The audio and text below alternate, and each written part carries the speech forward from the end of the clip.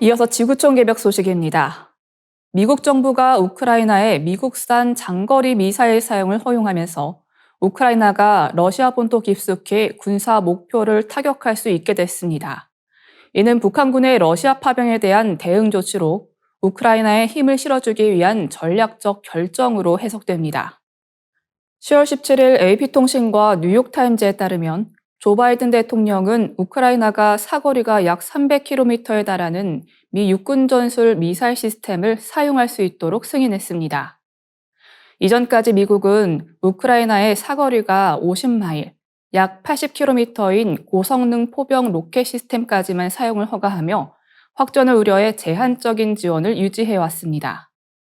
그러나 러시아가 전쟁에 북한군을 투입한 상황에서 이번 정책 전환이 이뤄졌습니다. 미 고위 당국자들은 미 육군 전술 미사일 시스템 사용 허가가 전황을 근본적으로 바꾸지는 않더라도 북한에 경고의 메시지를 보내는데 목적이 있다고 밝혔습니다. 북한군이 전장에 투입될 경우 우크라이나가 미국 무기를 자유롭게 사용할 수 있다는 점을 명확히 하려는 의도입니다. 사브리나 싱 미 국방부 부대변인은 북한이 약 1만 명의 병력을 러시아 동부 지역에 파견했으며 일부 병력이 이미 우크라이나 인근으로 이동했다고 확인했습니다. 그는 북한군이 전장에 투입되면 합법적 공격 대상으로 간주될 것이라고 경고했습니다.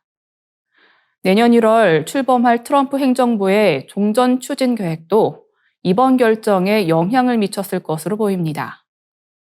트럼프 당선인은 취임 후 하루 만에 러시아 우크라이나 전쟁을 종료시키겠다고 선언한 바 있습니다. 우크라이나가 장거리 미사일로 러시아 본토를 타격할 수 있게 된다면 종전 협상에서 더 유리한 위치를 점할 수 있을 것이라는 판단이 적용한 것으로 분석됩니다. 미국이 허가한 장거리 미사일은 러시아 서부 쿠르스크 지역을 겨냥할 가능성이 큽니다. 이 지역은 러시아군뿐만 아니라 북한 파병군의 주요 거점으로 알려져 있습니다.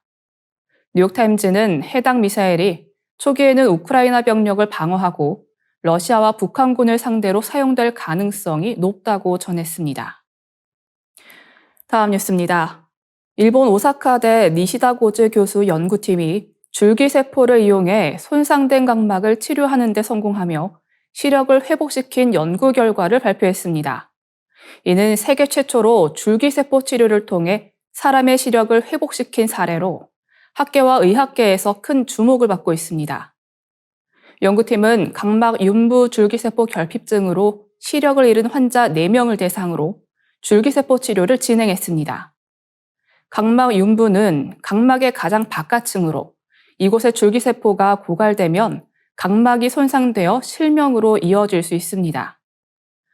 기존 치료법은 사망한 기증자의 각막 이식이나 건강한 눈에서 얻은 줄기세포를 활용했지만 효과가 제한적이고 면역 거부 반응 등 부작용이 문제로 지적되어 왔습니다.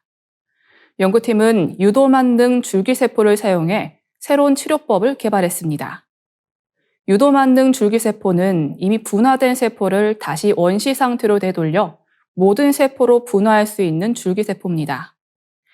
일본의 야마나카 시냐 교수가 이를 발견해 노벨 생리의학상을 수상한 이후 일본은 유도만능 줄기세포를 기반으로 한 다양한 치료제를 연구하고 있습니다.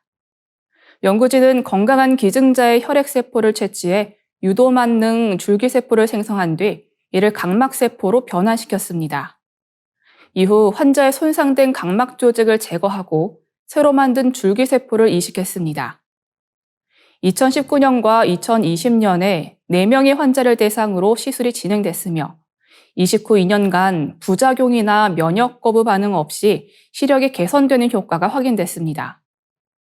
이번 연구는 네이처와 랜식 같은 권위 있는 학술지에서 주목받으며 세계 최초로 줄기세포 치료를 통해 사람의 시력을 회복시켰다는 평가를 받았습니다. 연구 대상 4명 중 3명의 환자는 시력을 회복하고 개선된 상태를 유지했지만 1명은 시간이 지나며 다시 시력이 저하됐습니다.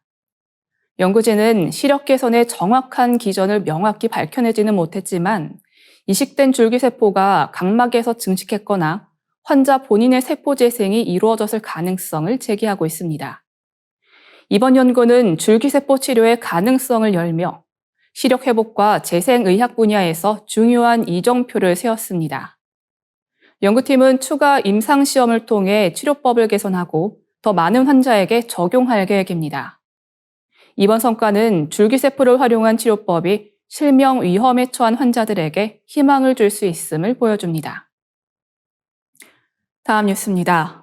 미국 뉴욕타임즈는 10월 4일 인도네시아 남부 술라웨시주 부톤섬의 소수민족 찌아찌아족이 전통 언어 보존을 위해 한글을 사용하고 있는 사례를 집중 조명했습니다.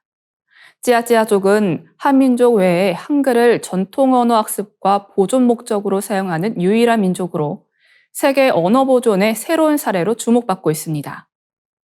인도네시아는 700개가 넘는 토종 언어가 있는 언어적으로 가장 다변화된 국가 중 하나입니다.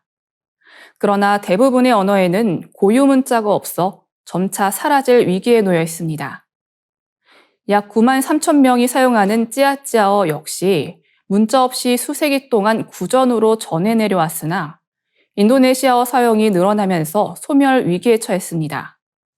한 지역 언론은 요즘 아이들은 인도네시아어만 익숙하게 사용하며 찌아찌아어를 쓰는 사람은 주로 고령 세대에 국한된다고 전했습니다.